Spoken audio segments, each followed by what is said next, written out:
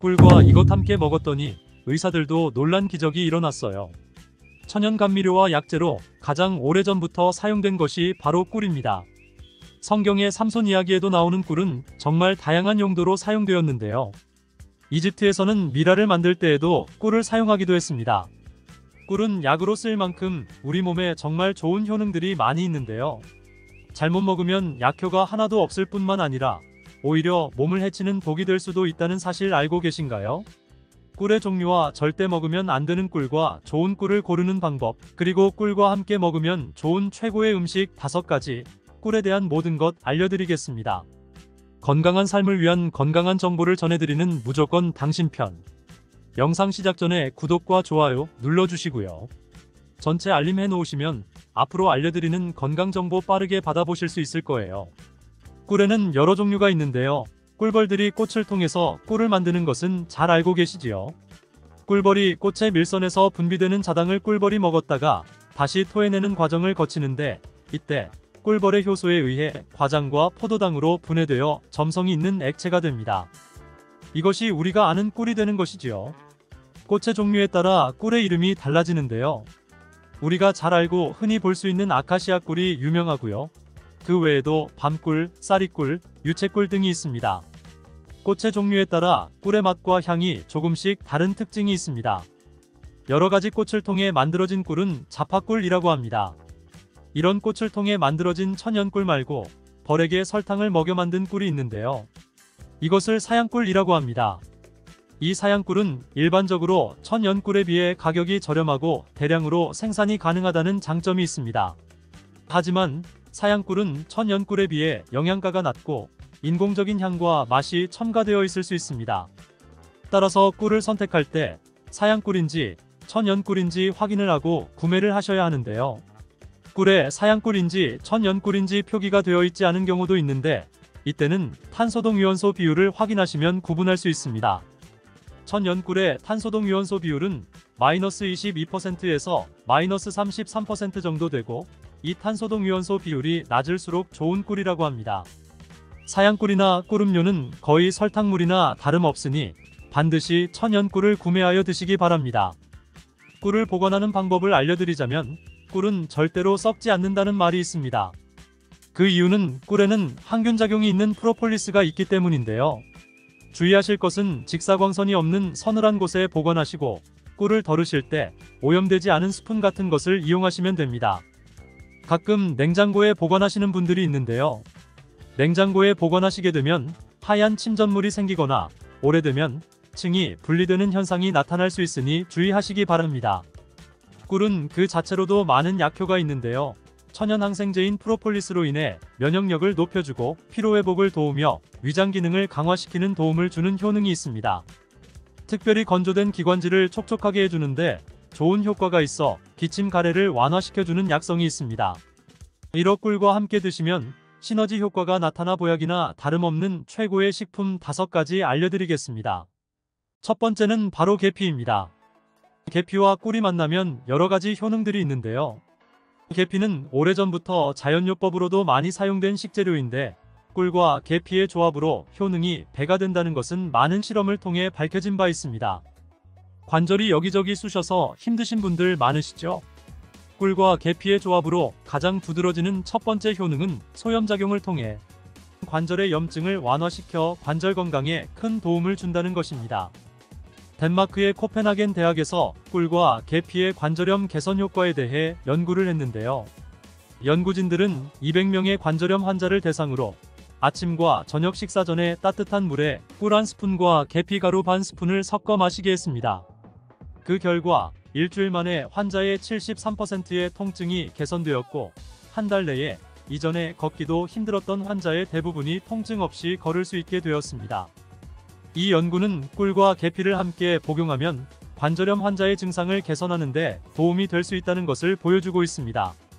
꿀과 계피를 함께 먹을 때의 효능 두 번째는 바로 콜레스테롤을 조절하여 혈관 건강 개선에 도움을 준다는 것입니다. 덴마크 농무부 연구 결과에 따르면 계피를 40일 동안 4분의 1티스푼을 섭취하자 중성지방이 30%, 콜레스테롤은 20%가 감소했다고 합니다. 꿀은 지질대사라고 해서 나쁜 콜레스테롤은 줄이고 좋은 콜레스테롤은 늘리는 작용을 하며 계피도 풍부한 폴리페놀 성분이 꿀과 비슷한 효능을 나타냅니다. 이 효능들이 더해지니 혈관의 지방을 제거하고 동맥과 혈관을 튼튼하게 해주고 심장이나 뇌졸중과 같은 혈관 질환을 예방하는 데 도움을 줄 수 있는 것입니다. 꿀과 계피를 함께 먹을 때의 효능 세 번째는 바로 감기와 독감을 완화시킬 수 있다는 것입니다. 감기에 걸릴 때 계피와 꿀을 섞어 드시면 정말 좋은데요. 꿀과 계피에는 면역력을 강화시켜주는 성분이 함유되어 있고 항균 및 항바이러스 효과가 있는 성분도 함유되어 있어 감기와 독감을 예방하는 데 도움을 줄 수 있습니다. 또한 항염증 효과가 있는 성분이 함유되어 있어 감기와 독감의 증상인 발열, 인후통, 근육통 등을 완화시키는 데에도 효과가 있습니다. 꿀과 계피를 함께 먹을 때의 효능 네 번째는 위장장애를 개선하는 데 도움을 준다는 것입니다. 꿀과 계피는 소화를 촉진시키고 위장 운동을 원활하게 도와주는 효능이 있습니다.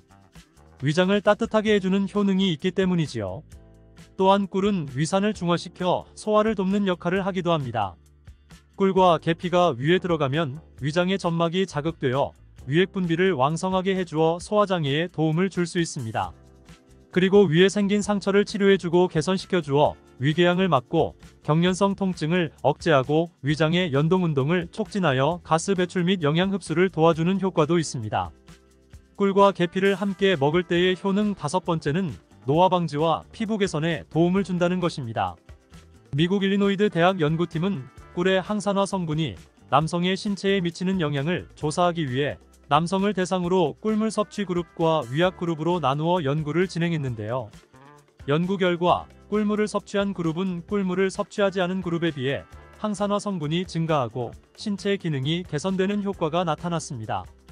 이는 꿀에 함유된 항산화 성분이 체내의 활성산소를 제거하여 노화를 방지하고 면역력을 강화시키는 효과가 있기 때문입니다. 또한 피부를 건강하게 해주는 효과도 볼 수 있었는데요. 꿀과 계피를 함께 먹으면 피부의 보습과 탄력을 유지할 수 있습니다. 그리고 꿀은 피부에 수분을 공급하고 계피는 피부의 염증을 완화시켜주는 효과가 있습니다. 꿀과 함께 드실 때 최고의 식품 두 번째는 바로 마늘입니다. 꿀에 마늘을 재워서 드시는 분들 많이 계시잖아요. 네, 아주 잘하고 계신 거예요. 꿀과 마늘을 함께 드시면 우리 몸에 너무 좋은데요. 꿀과 마늘 모두 면역력을 강화시키는 성분이 풍부하게 함유되어 있습니다. 특히 마늘의 알리신 성분은 항균 및 항바이러스 효과가 뛰어나 감기나 독감 등의 질병을 예방하는 데 도움이 됩니다. 또한 마늘의 알리신 성분은 혈압을 조절하고 혈액을 맑게 해주며 혈관을 건강하게 유지시켜주는 효능이 있고요. 꿀은 혈액순환을 촉진하고 혈압을 낮추는 데에 도움을 줄 수 있습니다. 꿀과 마늘 모두 항산화 작용이 뛰어난 성분들이 함유되어 있어 체내의 활성산소를 제거하여 노화를 방지하는 효과가 있습니다. 꿀과 함께 드실 때 최고의 식품 세 번째는 바로 무입니다. 무를 채를 썰어 꿀에 재워 드시면 되는데요. 이는 기침과 가래에 효과가 아주 좋은 천연약재라고 보시면 됩니다. 감기에 걸려 기침이 잘 낫지 않고 속이 더부룩하고 소화가 잘 안 될 때 꿀에 무를 재운 것을 드시면 너무 좋은데요. 무의 매운맛을 내는 시니그린 성분이 위장의 점막을 자극하여 점액 분비를 활성화시킬 뿐만 아니라 기관지 점막에 붙어있는 가래를 묽게 만들어 몸 밖으로 쉽게 배출하는 데에 도움을 주게 됩니다. 또한 꿀은 기침의 약재로 많이 쓰이는데요. 영국 옥스퍼드 대학 연구팀이 감기 환자 1761명을 대상으로 조사한 결과 꿀을 먹은 환자는 감기 증상이 개선되고 치료 기간이 단축되는 효과가 있었다고 보고되었는데요. 연구에 따르면 감기 치료에 사용되는 항히스타민제인 디페니드라민을 복용한 환자보다 꿀을 먹은 환자가 기침의 빈도와 정도가 더욱 개선되었다고 합니다. 꿀과 함께 드실 때 최고의 식품 네 번째는 바로 오미자입니다. 오미자와 꿀이 만나면 우리 몸의 호흡기 질환, 특히 만성기침에 좋은 효능이 있습니다. 또 마른 기침이 계속 나지만 가래는 없는 분들, 잔기침이 계속 나와 가슴도 아프고 생활에 불편한 분들 계시잖아요. 이런 분들에게 꿀과 오미자가 정말 좋습니다. 오미자는 폐와 기관지를 촉촉하게 해주어 이런 마른 기침에 효과적입니다. 꿀과 함께 드실 때 최고의 식품 다섯 번째는 바로 생강입니다. 생강을 채를 썰거나 갈아서 꿀에 재워서 드시면 되는데요. 이 꿀생강은 기침에도 당연히 좋고요. 몸에 찬 기운이 돌고 혈액순환이 잘 안 되는 것 같을 때 드시면 좋습니다. 몸을 따뜻하게 데워주는 효과가 있고요. 감기 초기 그리고 몸살이 났을 때에도 드시면 컨디션을 회복하는데 도움을 받을 수 있습니다. 또한 소화불량일 때에도 꿀생강 드시면 속이 편안해지는 것을 느낄 수 있을 거예요. 무에는 우리 몸에 이로운 영양소가 많아 건강에 정말 좋은데요. 무의 효능 6가지와 어떤 음식과 함께 먹을 때 음식의 궁합이 잘 맞는지, 무를 드실 때 주의하셔야 하는 분들은 어떤 분들인지 무에 대한 모든 것 알려드릴게요. 우리 식탁에 빠지지 않는 무는 나박김치, 깍두기, 무말랭이, 치킨무, 단무지 등등 정말 여러 형태로 많이 드시잖아요. 그 중에서도 무나물도 많이 드시게 되는데요. 무나물 만들 때 보통 어떻게 하시나요? 들기름에 채로 썬 무를 넣고 달달 볶아 소금으로 간하고 깨소금 넣어서 드시잖아요. 기름을 넣지 않고 무를 볶는 방법으로 알려드릴게요. 그리고 바로 그 들기름을 언제 넣어야 되는지도 알려드릴게요. 먼저 무를 약간 두껍게 채를 썰어주시고 여기에 비장의 재료 하나 더 넣어줍니다. 그것은 바로 양파입니다.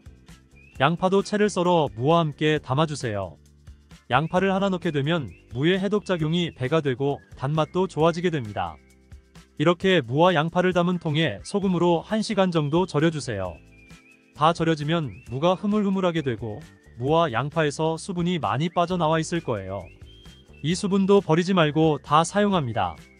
냄비에다 절여진 무와 양파를 넣고 그리고 들기름 대신 물을 1컵 넣어줍니다. 들기름은 발화점이 낮기 때문에 들기름을 넣어 무나물을 만들게 되면 들기름의 좋은 성분인 오메가3 지방산은 다 날아가고 오히려 건강에 해로울 수 있으니 들기름은 넣지 말고 이 방법으로 하시기 바랍니다. 센 불에서 먼저 끓여준 다음에 중불로 익혀주시면 됩니다. 이때 물이 졸아서 바닥에 조금 깔릴 정도만 남을 때까지 해주시면 됩니다. 그리고 먹기 직전에 들기름을 1스푼 넣어 드시면 고소하고 달달한 무나물을 드실 수 있습니다. 정말 간단하죠? 이렇게 물을 드시면 소화도 잘 되고 몸의 독소를 배출해주는 해독작용에도 좋은데요. 물을 드시면 도대체 어떤 효능이 있을까요? 무의 가장 좋은 효능은 첫 번째로 기침을 멈추게 하고 가래를 물기에 쉽게 배출하도록 도와준다는 것입니다. 물을 생으로 먹으면 알싸한 매운맛이 있잖아요.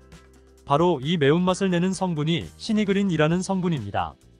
시니그린의 효능이 바로 호흡기의 점막을 자극해서 점액 분비를 촉진하게 되는데요.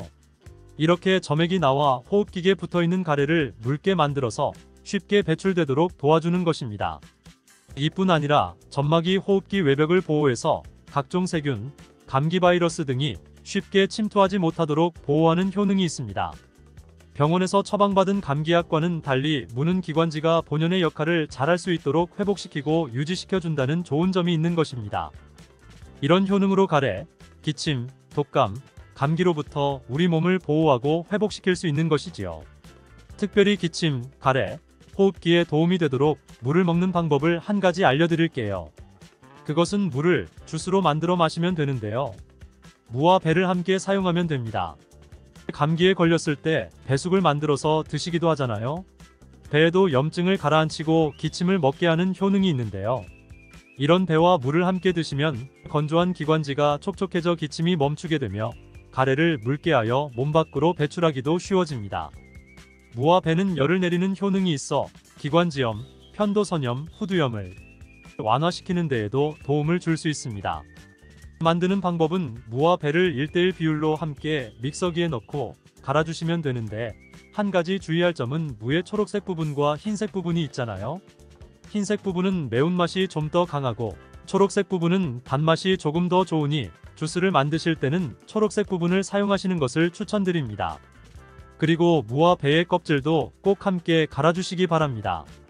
속살보다 껍질에 더 많은 플라보노이드 성분이 함유되어 있기 때문입니다. 배의 씨만 제거하고 믹서기에 넣고 갈아주시고 그대로 마셔도 되는데요. 이대로는 너무 걸쭉하여 마시기 힘든 분들은 면포에 걸러서 마시면 됩니다. 두 번째 무의 효능은 바로 소화에 좋다는 것입니다. 천연소화제 하면 떠오를 것이 바로 무인데요. 무에는 전분을 분해하는 아밀라이제와 디아스타아제가 풍부하며 단백질을 분해하는 효소인 프로테아제도 함유되어 있어 고기를 드실 때에도 무가 정말 좋은 음식이 되는 것이지요. 김장을 하고 나면 돼지고기를 삶아 수육을 만들고 김장하고 남은 무로 양념을 더해 무김치를 만들어 수육과 함께 드시잖아요. 이렇게 드시는 것이 무의 단백질 소화, 효소인 프로테아제 덕분에 정말 좋은 음식의 궁합이 되는 것입니다. 또한 무에는 탄수화물을 분해하는 디아스타제라는 효소가 풍부한데요. 우리나라 주식이 바로 쌀이잖아요. 쌀밥을 드실 때 무로 만든 반찬을 드시는 것도 좋은 방법이 되는 것입니다. 나이가 들면서 몸에서 나오는 소화 효소들이 줄어들게 되는데요. 나이가 들수록 무로 만든 반찬을 많이 드시는 것이 좋겠습니다. 단 무에 함유된 효소는 열에 약하기 때문에 무의 소화 효소를 섭취하려면 열을 가하지 않은 생으로 드시는 것을 권장합니다. 동치미나 깍두기가 정말 안성맞춤이 되겠지요. 그리고 무에는 지방의 분해를 돕는 효소인 에스테라아제가 풍부한데요. 치킨 배달을 시키면 치킨무가 꼭 함께 오잖아요. 바로 지방이 많은 치킨을 드실 때 무를 함께 드시면 입안이 깔끔해지기도 하고 소화도 잘 되는 것이지요. 세 번째, 무의 효능은 혈관 건강에 좋다는 것입니다. 무에는 식이섬유가 풍부하여 장 건강에 도움을 줄 뿐만 아니라 혈관 건강에도 도움을 주는데요. 바로 이 식이섬유가 체내의 콜레스테롤을 흡착하여 배출시켜주므로 혈관 내의 노폐물을 제거하여 혈액순환을 원활하게 도와주는 것입니다. 또한 비타민C도 풍부하게 함유되어 있는데요. 무의 비타민C는 항산화 작용이 뛰어나 혈관 내의 활성산소를 제거하고 혈관벽을 튼튼하게 해주는데 도움을 주는 것입니다. 그리고 칼륨도 무에 함유되어 있는데 칼륨의 대표적인 효능이 바로 나트륨을 배출하는 역할입니다. 혈관 내의 나트륨은 혈압 상승의 주범인데요. 무를 섭취함으로 혈관 내의 나트륨을 몸 밖으로 배출시켜 혈압을 낮추어 심혈관 질환을 예방하는 데에도 도움을 주는 것이지요. 그리고 엽산 또한 무에 풍부하게 함유되어 있는데 이 엽산이 혈관의 염증을 억제하고 혈전 생성을 막아주는 역할을 합니다. 이만하면 무가 혈관 건강에 특효약이나 다름없지요. 네 번째, 무의 효능은 바로 해독작용입니다. 역사 기록에 보면 담배를 좋아했던 정조대왕이 담배로 인한 몸의 독을 제거하기 위해 무를 많이 섭취했다는 기록이 있습니다. 무가 담배의 니코틴을 해독하는 효능이 있는데요. 무에 함유된 글루코시놀레이트 성분이 니코틴을 중화하는 효능이 있기 때문입니다. 또한 무에는 식물성 유황 성분이 함유되어 있는데 이 식물성 유황 성분은 미세먼지로부터 오염된 중금속이 우리 몸에 들어올 때 여러 독성들을 해독해주는 효능이 있습니다. 메밀국수를 먹을 때 무즙을 갈아서 넣어주잖아요. 그 이유가 단순히 맛 때문만이 아니라 메밀에는 살리시라민이라는 독성물질이 있는데요. 이 독성물질을 무의 식물성 유황 성분이 중화시켜줄 수 있기 때문입니다. 그리고 무에는 베타인이라는 성분이 풍부한데요. 이 베타인이 간의 해독작용을 도와주고 소변으로 독성을 배출하게 해주는 기능도 있습니다. 또한 글루코시놀레이트라는 성분이 있는데요. 이 성분은 항암 성분으로서 특히 유방암과 폐암의 세포 증식을 억제하는 것으로 알려져 있습니다. 해독작용을 넘어 항암작용까지 하는 무, 정말 대단하지 않나요? 다섯 번째, 무의 효능은 골다공증 예방에 좋다는 것입니다. 무에도 칼슘의 함량이 높기 때문인데요. 무 100g에는 칼슘이 20mg 정도 함유되어 있습니다. 무의 칼슘을 섭취하는데 아주 좋은 방법이 있는데요. 바로 무말랭이를 만들어서 드시는 것입니다.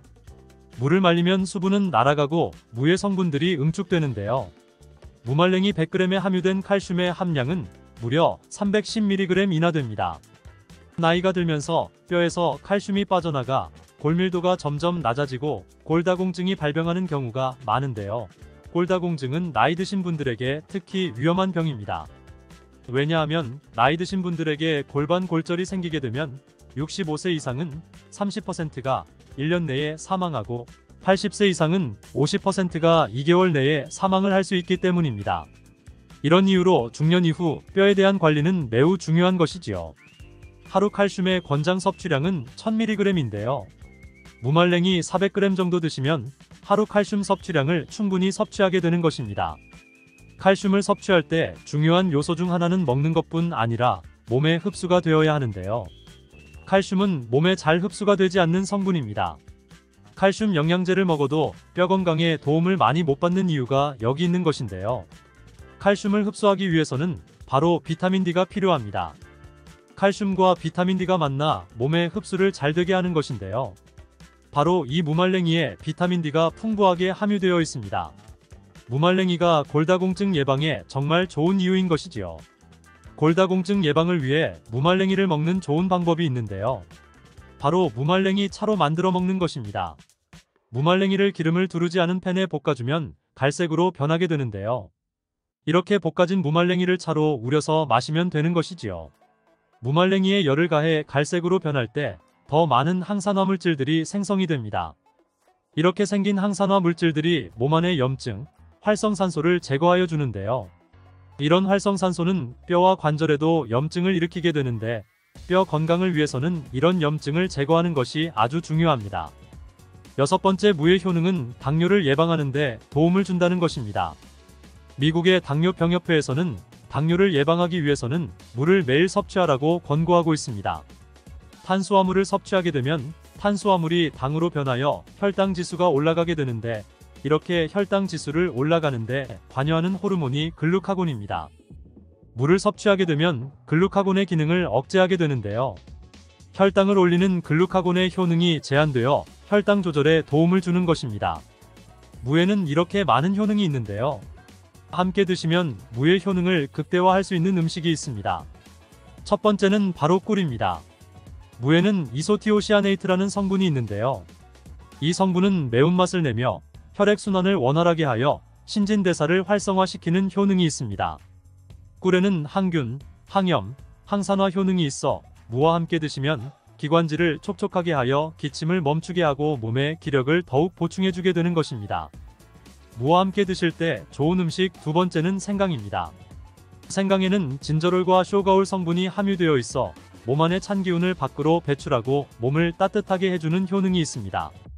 몸을 따뜻하게 하면 면역력이 더욱 좋아지게 되는 것입니다.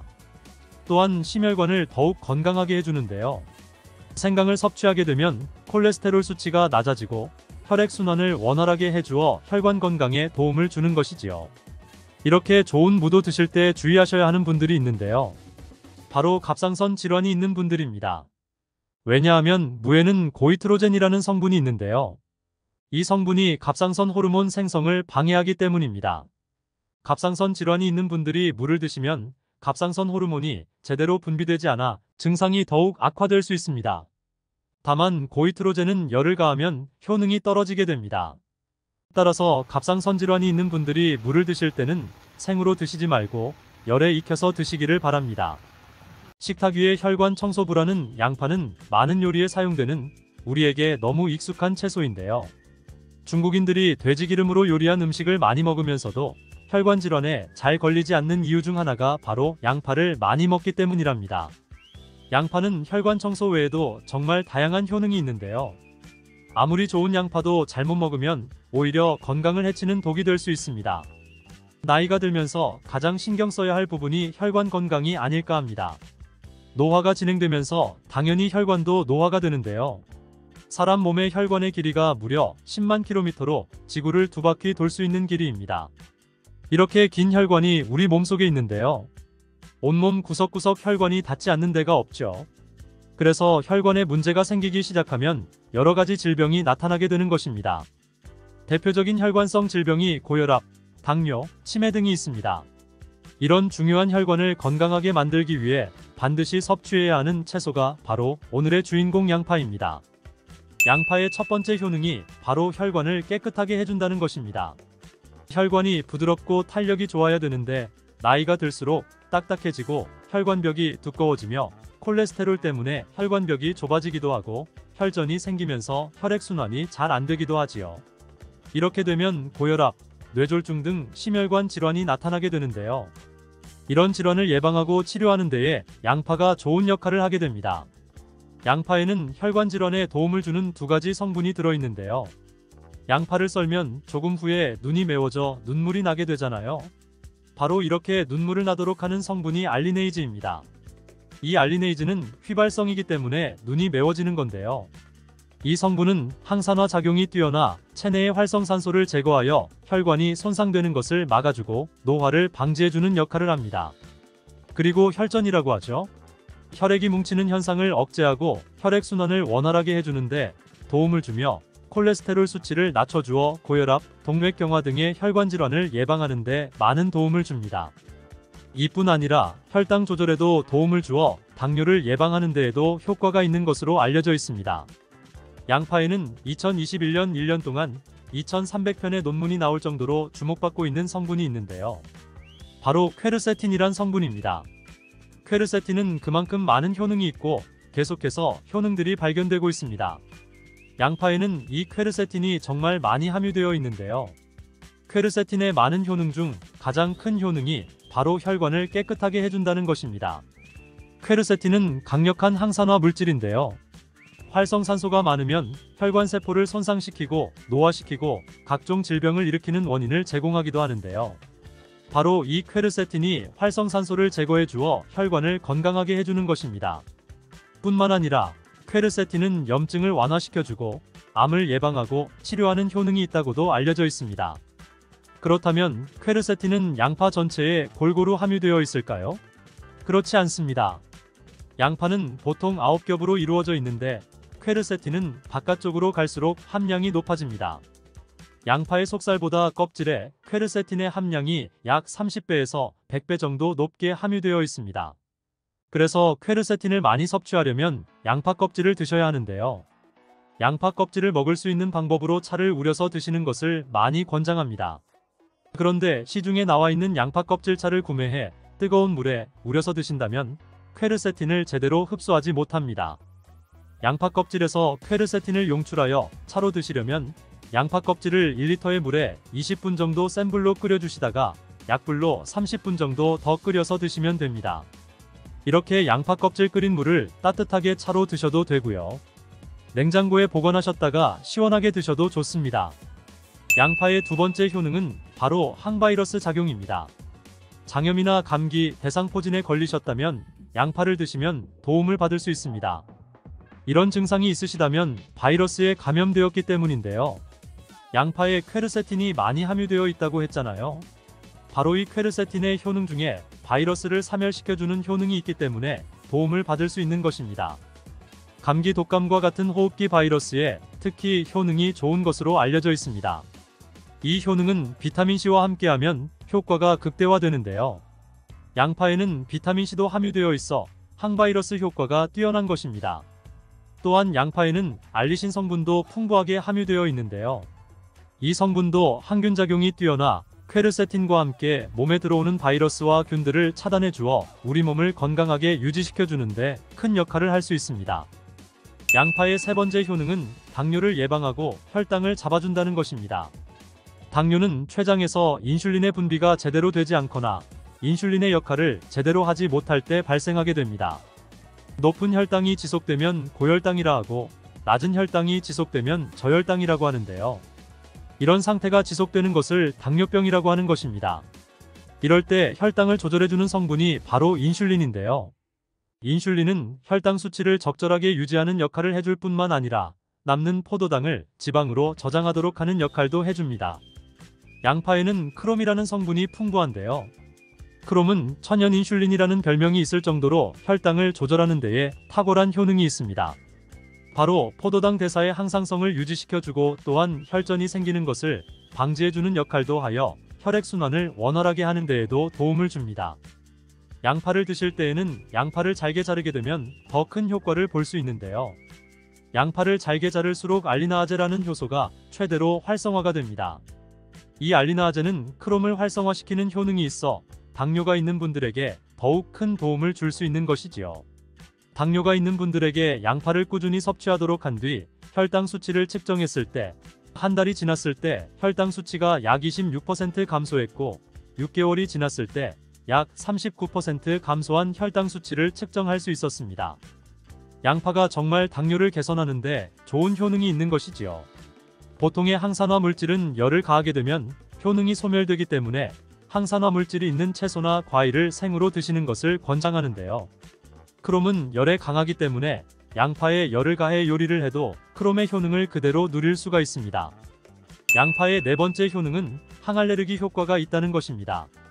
아토피, 천식, 비염 같은 알레르기가 있는 분들에게 양파가 도움을 줄 수 있습니다.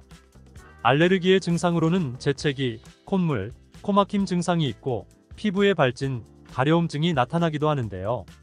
이런 증상을 일으키는 원인이 몸 안에서 히스타민의 분비가 일어나기 때문입니다. 양파를 드시면 이 히스타민의 분비를 억제하여 알레르기 반응을 완화시켜 줄 수 있는 것입니다. 이런 여러 효능이 있는 양파는 함께 드실 때 효능이 배가 되어 보약이 되는 찰떡궁합의 식품들이 있는데요. 첫 번째는 바로 식초입니다. 양파를 피클로 만들어서 드시면 상큼하니 입안을 개운하게 해주어 고기와 함께 드실 때 참 좋은데요. 한 가지 주의할 점은 이런 피클을 만들 때 설탕을 넣으면 오히려 건강에 해가 될 수 있습니다. 피클의 맛이 약간 떨어지더라도 건강을 위해서는 설탕은 빼고 만드시길 바랍니다. 식초에는 피로를 유발하는 젖산의 분비를 억제하는 효능이 있고 양파는 피로회복에 좋은 비타민 B1의 흡수를 촉진하는 효능이 있어 양파와 식초를 함께 드시면 에너지를 충전하고 피로를 회복하는 데에 도움을 받을 수 있습니다. 또한 식초는 나쁜 콜레스테롤의 흡수도 억제하여 혈관 건강에도 도움을 주며 면역력 강화에도 큰 효과가 있습니다. 또한 식초는 항산화 항암 효과가 있어 노화 방지와 암을 예방하는 데에도 도움을 받을 수 있습니다. 양파와 함께 드시면 보약이 되는 식품 두 번째는 바로 계란입니다. 계란의 노른자에는 루테인과 제아잔틴이라는 두 가지 중요한 항산화 성분이 풍부하게 함유되어 있습니다. 제아잔틴은 자유라디칼로부터 눈을 보호하는데요. 자유라디칼은 환경적 요인이나 노화, 스트레스 등으로 발생하여 세포를 손상시키는 것을 말합니다. 눈에 발생하게 되면 실명에 이를 수도 있습니다. 또한 계란에는 콜린이라는 성분이 함유되어 있는데 콜린은 대표적인 뇌 건강을 좋게 하는 물질입니다. 아세틸콜린이라는 신경 전달 물질을 만드는데 콜린이 작용하는데요. 이 아세틸콜린이 부족하게 되면 기억력 저하와 학습 능력 감소, 나아가 치매를 일으킬 수도 있는 것입니다. 양파의 퀘르세틴과 알리네이즈 성분으로 혈관을 깨끗하게 하고 활상산소를 제거하여 혈관 세포의 손상을 막아주는 효과와 계란의 콜린의 효능이 만나 뇌혈관을 건강하게 하고 뇌신경을 활발하게 하여 치매 예방에 정말 좋은 음식이 되는 것이지요. 양파와 함께 드시면 보약이 되는 식품 세 번째는 마늘입니다. 마늘에는 알싸한 매운맛을 내는 알리신 성분이 있는데요. 이 성분이 혈중 지질을 낮춰 콜레스테롤과 중성지방을 낮추는데 효과적인 성분입니다. 이를 통해 동맥 경화를 방지하는 데 도움을 주어 심혈관 질환을 예방하는 데 아주 좋은 성분인 것입니다. 또한 항산화 성분인 폴리페놀이 풍부하여 콜레스테롤이 산화되는 것을 막아 나쁜 콜레스테롤이 만들어지는 것을 방지해줍니다. 또한 마늘은 미국 국립암연구소가 선정한 48가지 항암식품에 들어가는데요. 마늘에 함유된 알리신과 유황화합물, 그리고 셀레늄이 바로 항암 효과를 나타냅니다. 이 성분들이 암세포의 성장을 억제하는데 탁월한 효과가 있고 면역력도 강화해 주어 암을 예방하는 데에 도움을 주는 것입니다. 특히 소화기 계통의 암 종류에 대해 50에서 70% 정도의 억제율을 보인다고 알려져 있습니다.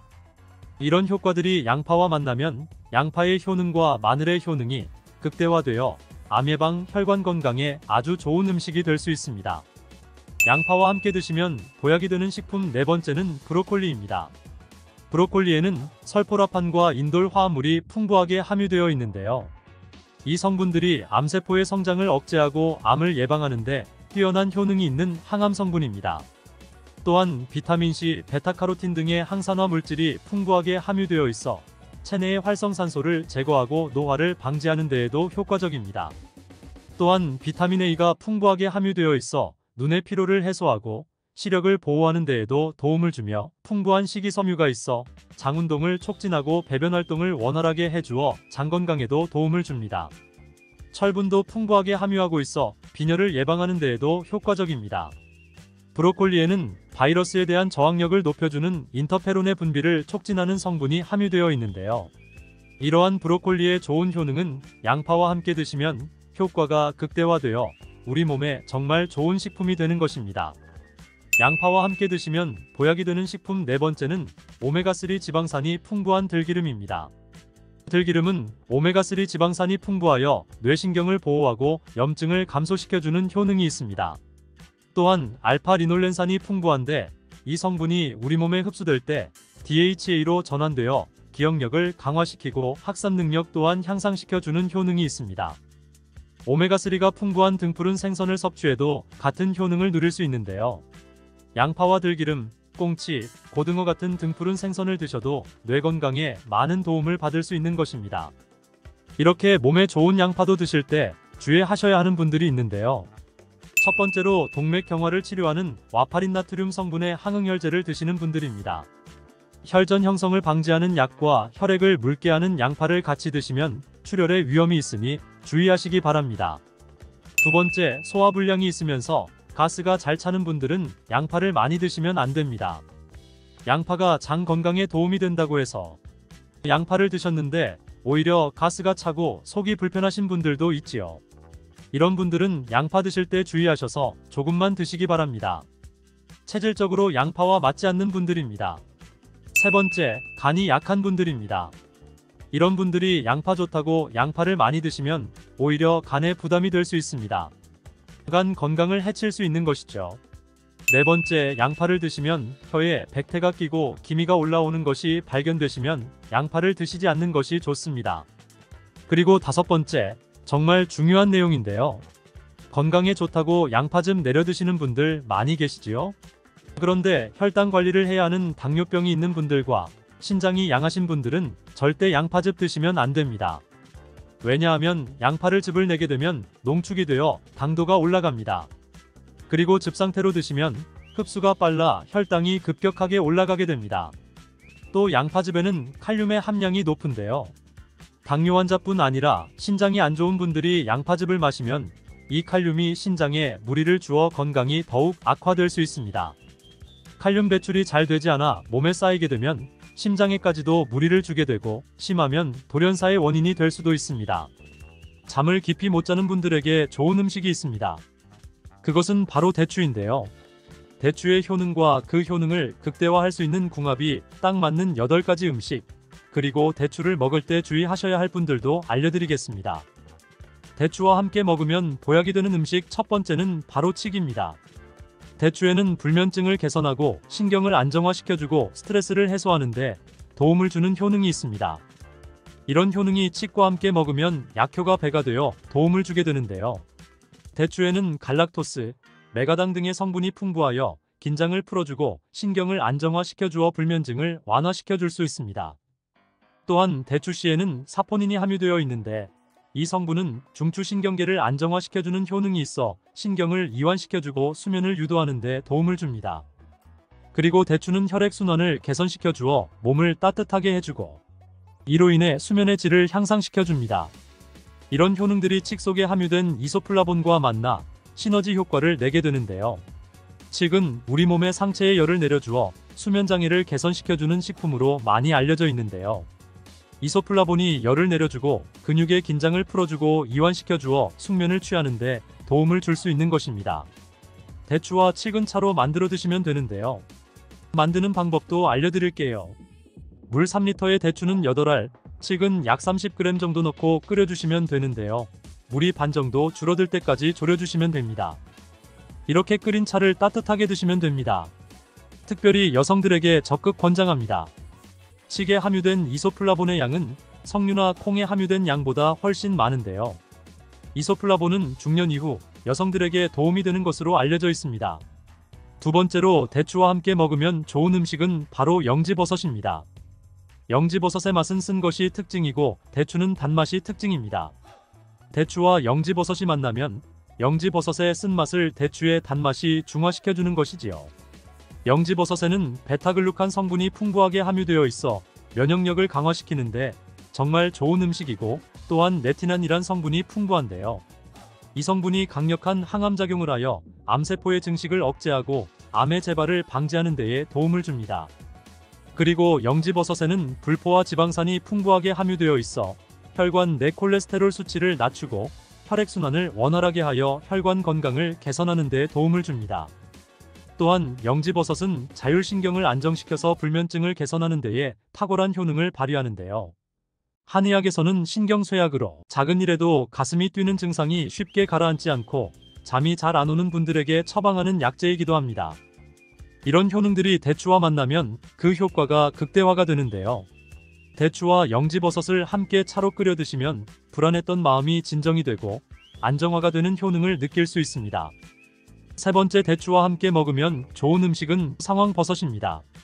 대추와 상황버섯을 함께 드시면 면역력과 항암 효과가 극대화되는데요. 대추의 풍부한 베툴린산 성분은 강력한 항염작용으로 염증을 억제하고 항암작용으로 암세포를 억제하여 종양증식을 방지하는 효능이 있습니다. 이런 대추의 항암작용을 극대화하는데 상황버섯이 도움을 주는 것입니다. 상황버섯에도 다당류인 베타글루칸 성분이 풍부하여 항암 효과와 면역력을 강화하는 데 도움을 줍니다. 약재로 사용하는 대부분의 버섯에는 베타글루칸 성분이 함유되어 있는데요. 식약처에서 건강기능식품의 원료로 인정한 버섯은 상황버섯, 영지버섯, 표고버섯이 있으니 꼭 기억하시기 바랍니다. 네 번째, 대추와 함께 먹으면 좋은 음식은 바로 양파입니다. 대추는 간세포의 독성 수치를 정상으로 회복하는 효능이 있는데요. 이것은 대추에 함유된 사이클릭 AMP라는 성분이 항염증, 항지질 효과를 갖고 있기 때문입니다. 이때 양파와 함께 먹으면 효과가 배가 되는데요. 양파에 함유된 글루타치온 성분은 간의 해독작용을 돕고 간의 피로도를 낮추는데 효과가 있는 것으로 알려져 있습니다.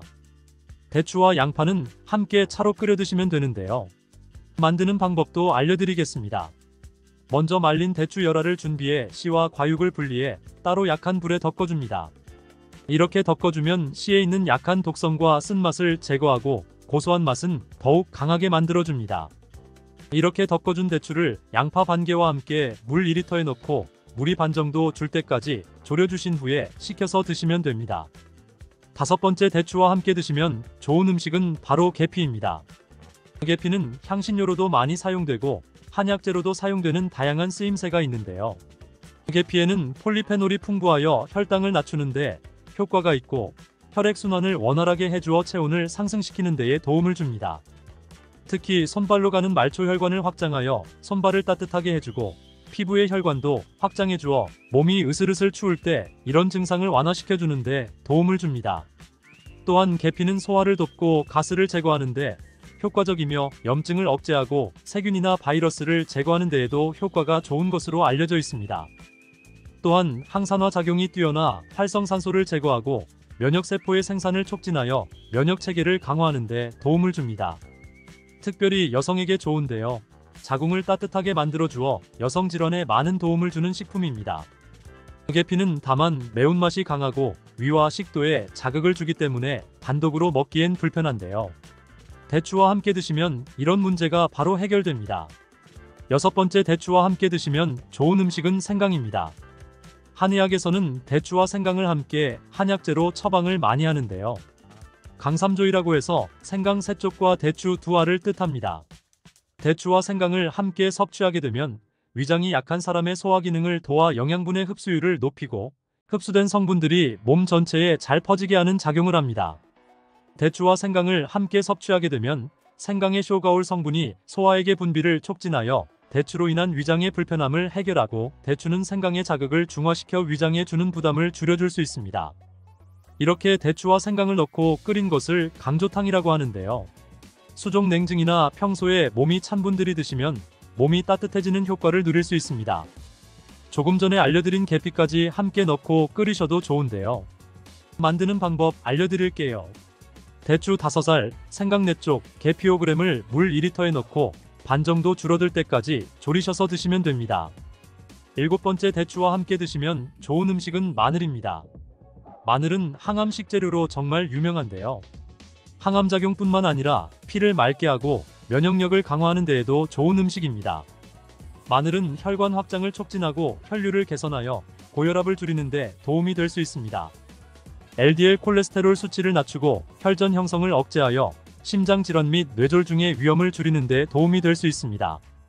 또한 항균 및 항박테리아 특성을 지닌 알리신과 같은 화합물을 함유하고 있어 신체가 감염에 맞서 싸우고 전반적인 면역체계를 강화하는 데 도움이 됩니다. 미국 국립암연구소를 비롯한 각종 기관의 연구에 따르면 마늘을 지속적으로 섭취한 사람이 그렇지 않은 사람에 비해 폐암, 전립선암, 위암, 대장암 등 암 발병률이 낮은 것으로 나타났습니다. 마늘과 대추의 음식궁합이 좋아 대추와 마늘의 효능이 극대화가 되는데요. 마늘과 대추를 함께 먹는 대표적인 음식으로는 삼계탕이 있죠. 8번째, 대추와 함께 드시면 좋은 음식은 통밀입니다. 통밀에는 비타민 B가 풍부하게 함유되어 있는데요. 이 비타민 B는 우리 몸의 에너지 생산에 중요한 역할을 하며 신경 전달 물질인 세로토닌의 생성을 돕기 때문에 기분을 안정시키고 스트레스를 완화시키는 데에도 효과적입니다. 또한 통밀은 식이섬유가 풍부하여 장 건강에 도움을 주고 혈당 상승을 억제해주는 효능이 있어 혈당 유지에 도움을 줍니다. 그리고 비타민이 칼륨 성분이 풍부하게 함유되어 있어 콜레스테롤이 체내에 쌓이는 것을 억제하여 혈관 건강을 유지하는 데 도움을 줍니다. 대추와 통밀을 함께 섭취하면 뇌혈류량을 증가시켜주고 갱년기의 우울증을 완화시켜주며 스트레스 저항력을 높여주고 불안 증세를 낮춰주는 효능이 있습니다. 특히 신경성으로 나타나는 증상을 완화시켜주는데요. 신경성 위염, 신경성 장염, 불면증, 신경성 편두통 등의 효과가 좋은 것으로 알려져 있습니다. 대추와 통밀을 함께 섭취하면 효능이 극대화가 되는데요. 자율신경의 균형을 잡아주고 심장신경을 안정화시켜주어 마음을 편안하게 해주는데 도움을 줄 수 있습니다. 대추와 통밀을 함께 끓여 차로 만들어 드셔도 좋고요. 대추를 잼으로 만들어서 통밀빵에 발라 드셔도 좋습니다. 이외에도 대추에 함유된 여러 비타민과 식이섬유, 플라보노이드, 미네랄 등이 노화를 방지하는 효능이 있습니다. 특히 대추의 식이섬유는 우리 몸에 쌓이는 발암물질을 흡착해 몸 밖으로 배출해주는 효능이 있어 암 예방에도 도움을 줄 수 있습니다. 또한 대추에 함유된 베타카로틴은 체내에 발생되는 활성산소를 제거해주고 피부 이용에도 도움을 주는 것으로 알려져 있습니다.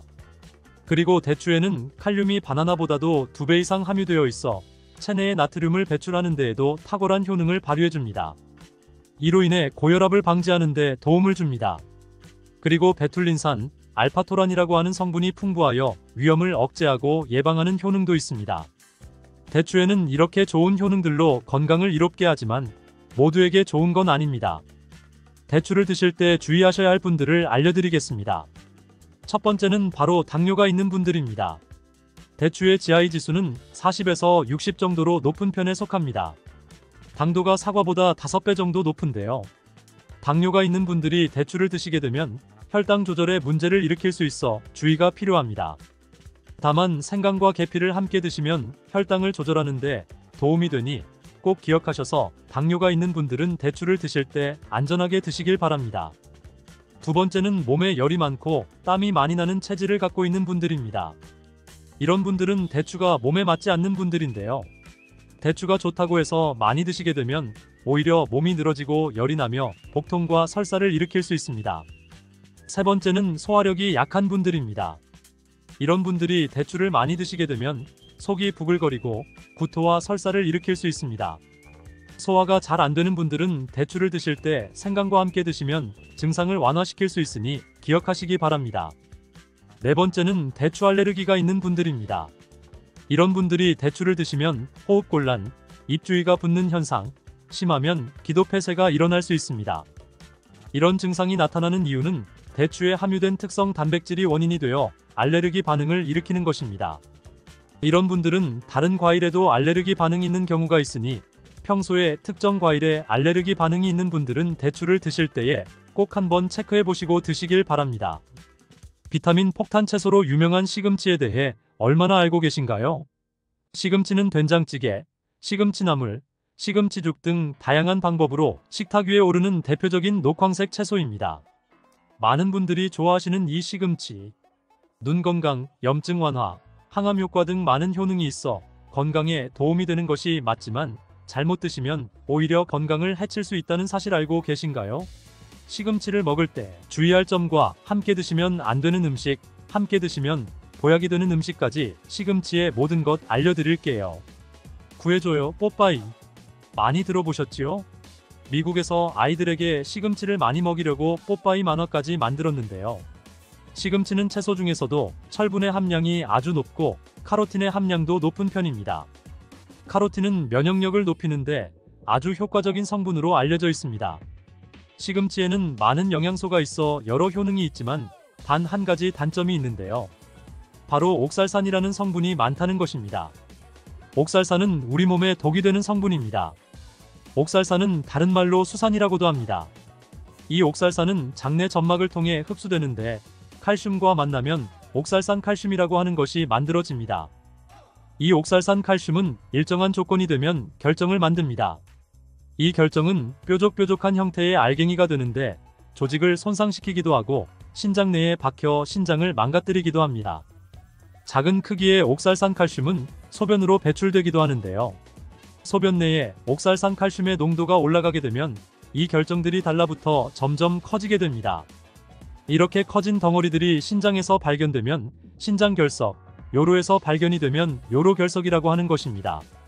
시금치에 함유된 옥살산은 물에 녹는 수용성 옥살산과 물에 녹지 않는 불수용성 옥살산 두 가지가 있습니다.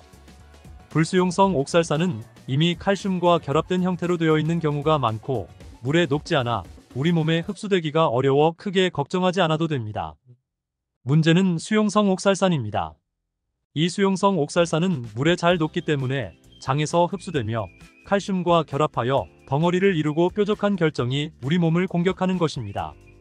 한 논문에서는 시금치에는 수용성 옥살산이 92%라고 보고하고 있습니다. 시금치를 먹으면 옥살산이 많이 흡수될 수 있다는 것이지요. 그럼 시금치를 먹으면 안 되는 것일까요? 그렇지 않습니다. 옥살산을 제거하고 드시면 됩니다. 시금치를 드실 때는 반드시 이 작업을 하셔야 하는데요. 그것은 바로 시금치를 끓는 물에 데치는 것입니다. 이렇게 하면 시금치의 물에 녹는 옥살산이 끓는 물에 녹아 나오게 됩니다. 이 물은 채수로 사용하지 말고 반드시 버리셔야 합니다. 시금치나물을 만들 때 시금치를 물에 데치는 과정을 반드시 하시지요. 이 과정은 시금치의 숨을 죽이는 것만이 목적이 아닙니다. 옥살산을 제거하는 것을 목적으로 생각하셔야 하는 것입니다. 그러면 얼마 동안 끓는 물에 데쳐야 할까요?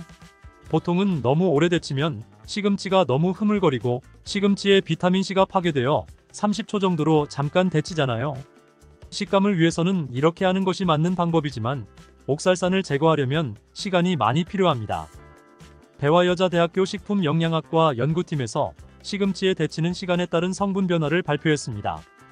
데치기 전에 시금치 100g당 옥살산의 함량은 1075mg이었습니다. 1분 데친 시금치에는 754mg, 5분을 데친 시금치에는 550mg으로 반 정도 줄었습니다. 끓는 물에 데친다고 해도 시금치의 옥살산이 모두 제거되는 것은 아니라는 것이 확인된 것입니다. 더군다나 30초만 끓는 물에 시금치를 데친다면 시금치에 함유된 옥살산의 함량은 아직 많이 남아있게 되는 것이지요. 그리고 시금치를 데칠 때 소금을 약간 넣고 데치잖아요. 소금을 넣으면 시금치의 색깔도 더욱 진해지고 맛도 좋아져 소금을 첨가하는데요. 단국대학교 식품영양학과에서는 시금치를 데칠 때 소금을 넣고 시험을 하였습니다. 이 실험 결과에서는 소금을 넣지 않고 시금치를 데쳤을 때가 소금을 넣고 데쳤을 때보다 옥살산을 더욱 많이 제거할 수 있었다고 발표하였습니다. 데치는 목적이 옥살산을 제거하는 것이라면 소금은 넣지 않고 데치시길 바랍니다. 시금치를 5분 이상 끓는 물에 데친다면 흐물거려서 식감은 완전 엉망이 될 것입니다. 하지만 신장이 건강하지 않거나 결석으로 고생한 적이 있는 분들이라면 식감보다는 건강을 더 생각하셔야 할 것입니다. 물론 나이를 많이 드신 분들도 몸속의 장기 기능이 많이 노화되었기 때문에 더욱 주의하시는 것이 좋겠습니다. 시금치의 옥살산이 칼슘과 만나 덩어리를 이루어 건강을 해치는 것이잖아요. 그래서 시금치와 궁합이 맞지 않는 음식이 있습니다. 칼슘이 많이 함유된 음식은 시금치와 함께 먹으면 오히려 독이 되는 것이지요. 대표적인 음식이 바로 우유와 두부입니다. 농림수산식품교육문화정보원에서는 우유와 두부를 시금치와 함께 먹으면 몸에 결석이 생길 확률이 높아진다고 보고하고 있습니다. 요로결석, 신장결석에 걸리게 되면 그 통증이 극심하기 때문에 특별히 더욱 주의하셔야 하는데요. 우유와 두부는 시금치와 함께 섭취하면 결석 외에도 또 다른 문제를 야기할 수 있는데요. 시금치의 구연산과 결합하여 구연산 칼슘이 되는데 이 성분은 소화가 잘 되지 않기 때문에 장 건강에 해가 되는 것입니다. 그렇다면 어떤 음식이 시금치와 함께 먹으면 보약이 되는 것일까요? 첫 번째는 바로 감입니다. 시금치와 감은 서로 다른 영양소를 함유하고 있어 함께 먹으면 시너지 효과를 낼 수 있는데요.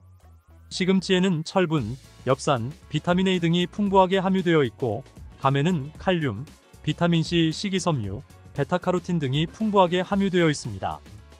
감에 풍부하게 함유된 비타민 C는 시금치의 철분이 우리 몸에 흡수되는 것을 도와줄 수 있습니다. 한 가지 주의할 점은 감에는 당분이 많아 당뇨가 있는 분이라면 혈당 수치 조절을 위해 섭취하는 양을 조절해서 드실 필요가 있습니다. 그리고 감의 껍질에는 많은 영양소가 함유되어 있지만 평소 만감한 알레르기 반응이 있는 분들은 감의 껍질을 제거하고 드시는 것을 권장합니다. 시금치와 궁합이 잘 맞는 식품에는 들기름, 참기름, 참깨가 있습니다. 들기름은 시금치에 함유되어 있는 베타카로틴, 안토시아닌 등의 지용성 영양소들의 흡수율을 높이는데 도움을 주고 시금치의 최대 단점인 옥살산을 중화시켜주는 데에도 도움을 줄 수 있습니다. 시금치에는 눈 건강에 도움이 되는 비타민 A가 많이 함유되어 있는데요. 눈 건강을 좋게 하는데 도움을 주는 성분인 루테인, 지아잔틴, 베타카로틴, 비타민 A는 모두 지용성 성분들입니다. 그렇기 때문에 들기름, 참기름과 같은 건강한 기름과 함께 섭취할 때 흡수율을 극대화시킬 수 있습니다. 이에 더해서 시금치와 계란을 함께 드시면 정말 보약이나 다름없는 좋은 음식이 되는데요. 계란에는 루테인과 지아잔틴뿐만 아니라 레시틴이란 성분도 풍부하게 함유되어 있어 시금치의 지용성 영양성분뿐만 아니라 수용성 영양성분까지도 흡수율을 극대화시킬 수 있습니다. 이렇게 시금치와 계란의 들기름을 함께 드시게 되면 음식의 궁합이 정말 더할 나위 없이 좋아지게 되는 것입니다. 시금치의 효능을 조금 더 살펴보면 시금치에는 철분 함량이 아주 풍부하고 카로틴의 함량도 높은 편에 속합니다. 한의학에서 시금치는 염증을 치료하는데 사용하는 약재로도 사용할 정도로 염증 치료에 효과적인데요. 시금치는 겨울에 해풍을 맞고 자라 초록색이 짙을수록 효능이 좋은 것입니다. 시금치에는 수분, 비타민, 미네랄, 식이섬유뿐만 아니라 3대 영양소도 풍부하게 함유되어 있는 대표적인 녹황색 채소입니다. 대표적인 효능으로는 눈 건강, 혈압 개선, 면역력 향상, 신체 발육 촉진, 피부 미용, 변비 예방, 빈혈 예방에도 도움이 되는 음식입니다. 특히 혈액 속의 만성염증을 제거하는 데에 탁월한 효능이 있는 루테인, 셀레늄, 엽산 등이 풍부하게 함유되어 있습니다. 스웨덴의 린코핑 대학교 연구팀은 연구 결과에서 눈 건강에 도움을 주는 루테인이 관상동맥 질환과 관련이 있는 염증을 억제하고 관상동맥 질환을 개선하는 데 효과가 있다고 발표했습니다. 관상동맥은 심장의 근육에 혈액을 공급해주는 혈관인데요. 이 혈관이 좁아지거나 막히게 되면 심근경색의 증상이 나타나는 것입니다. 시금치의 뿌리에 풍부하게 함유된 안토시아닌과 카로틴 성분이 혈관 내의 활성산소를 제거하여 만성염증을 억제하게 되고 이로써 심근경색뿐만 아니라 다른 여러 심혈관 질환을 예방할 수 있습니다. 시금치는 다이어트 식품으로도 많이 알려져 있는데요. 이는 시금치에 함유된 풍부한 수분과 식이섬유 때문입니다. 풍부한 식이섬유는 혈당 수치를 낮추고 혈관 속의 나쁜 콜레스테롤을 몸 밖으로 배출해 주어 혈관 건강에도 도움을 줄 수 있습니다. 한 가지 문제는 시금치의 식이섬유는 불용성 식이섬유이기 때문에 소화가 잘 안 될 수 있는데요. 이때 사과와 함께 드시면 이런 문제는 해결이 됩니다.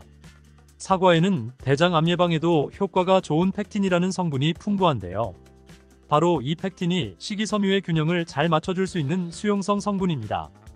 이뿐 아니라 사과의 팩틴은 장 건강에 유익한 지방산을 증가시키고 활성산소를 제거하는 역할을 합니다. 이런 사과를 시금치와 함께 드시면 항암 효과까지 극대화가 되는데요. 시금치의 풍부한 엽록소과 엽산이 항암작용을 하여 암세포를 억제하고 발암물질을 억제하는 데 도움을 주는 것입니다. 또한 사과와 시금치를 함께 드시면 당뇨를 예방하는 데에도 효과가 좋아지는데요. 사과에 함유된 식이섬유가 콜레스테롤과 당분이 결합하여 몸속으로 흡수되는 것을 막아주는 역할을 하는 것입니다. 또한 시금치와 사과의 식이섬유는 음식물을 장 속에 오래 머무게 하여 혈당이 급격히 오르는 것을 방지하여 인슐린 분비를 조절하는 데에 도움을 주게 되는 것입니다.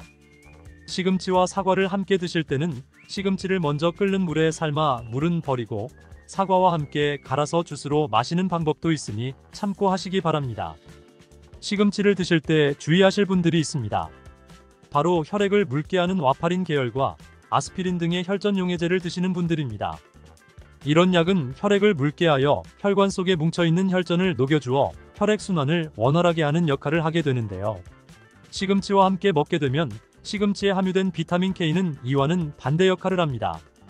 비타민 K는 혈액을 응고에 필요한 단백질을 합성하여 혈액 응고를 촉진시켜주는 것입니다. 혈전용해제를 드시는 분은 시금치를 드실 때 2시간 정도의 시간차를 두시고 드시는 것이 좋겠습니다. 나이가 들수록 된장국을 좋아하게 되는데요. 된장국에 시금치를 넣어서 많이들 드시지요? 이때도 주의하셔야 하는데요. 시금치의 옥살산이 된장의 콩과 된장국에 넣는 두부에 함유된 칼슘이 만나 옥살산 칼슘이 만들어지겠지요. 이것을 그냥 드시게 되면 신장 결석과 요로 결석의 원인이 될 수 있습니다. 따라서 시금치 된장국을 조리하실 때는 반드시 시금치를 5분 이상 데쳐서 데친 물은 버린 후에 시금치 된장국을 끓여 드시길 바랍니다. 채소는 보통 생으로 드시는 것이 좋다고 알고 계신데요. 다 그런 것은 아닌 것입니다. 시금치는 반드시 익혀서 드시길 바랍니다. 샐러드에 시금치를 넣어 드시기도 하는데 조금 드시는 것은 괜찮지만 자주 드시면 문제가 되기 때문에 주의가 필요합니다.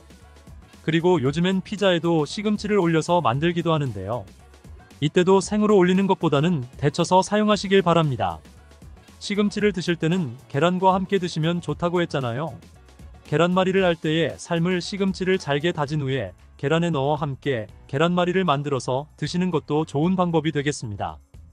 토마토가 세계 10대 푸드에 들어가는 건 들어보셨죠? 그런데 정확히 어디에 좋은지 알고 계신가요?